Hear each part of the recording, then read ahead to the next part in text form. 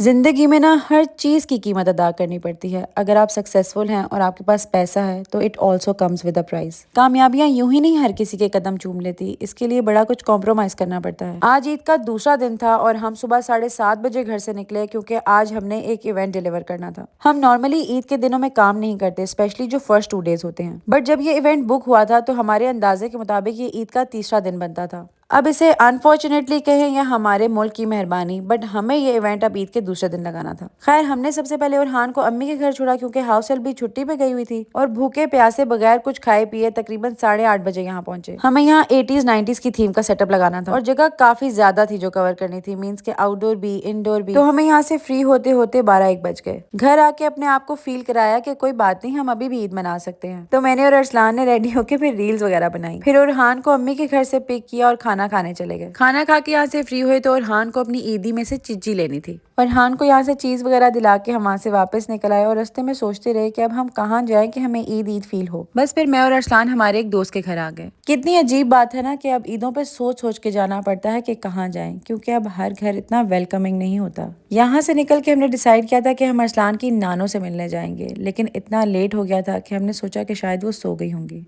So we came back home और बस फिर एक दूसरे के साथ ही टाइम स्पेंड किया। आज से 10 साल पहले जब मैंने अपना इवेंट्स का ये बिजनेस स्टार्ट किया था ना, तो मुझे कहा गया था कि ये तो कंजरों वाले काम है। सॉरी टू से, but these were the actual words. और दुख इस बात का था कि it was coming from the immediate family members. ऐसी कोई रुकावट नहीं थी जो मेरे रास्ते में नहीं पैदा की गई, लेकिन मेरी अम्मी हमेशा मेरी सपोर्ट बन के खड़ी रही और वो मुझे कहती थी कि अल्लाह पाक तुम्हें इतना कामयाब करे कि हर एक की जुबान पे तुम्हारा नाम हो। खैर, आज ईद का तीसरा दिन था और मेरे 3 इवेंट्स थे। मैंने तीनों इवेंट्स का सामान अपनी टीम से एक रात पहले ही निकलवा लिया था ताकि उस दिन पे ज्यादा हैसल ना हो। मैंने थोड़ा बहुत घर समेटा और हान को अम्मी के घर छोड़ा और तहजीब से थोड़ी चीजें खाने पीने के लिए। हम सुबह 9:30 बजे इस लोकेशन में पहुंचे। इनका निकाह का इवेंट था और हमें 11:30 तक रेडी देना था, बट हमने 11 बजे तक ही सब रेडी कर लिया था। Then we headed towards our second location जो कि बहरिया फेज 8 में थी। यहाँ इनका ढोलकी का इवेंट था और ढोलकी थी भी एक लड़के की, तो हमने बहुत ज्यादा फ्लैशी कलर्स को यूज नहीं किया। आपको डेकोर से रिलेटेड कोई भी क्वेश्चन या क्वेरी है तो मैं अपने डेकोर का पेज कैप्शन में मेंशन कर दूंगी, आप डायरेक्टली वहां पे मैसेज कर सकते हैं। यहाँ इवेंट डिलीवर करने के बाद हम अपनी तीसरी लोकेशन में पहुंचे जो कि थी Dhok Chaudhriyan, and it was too far from us.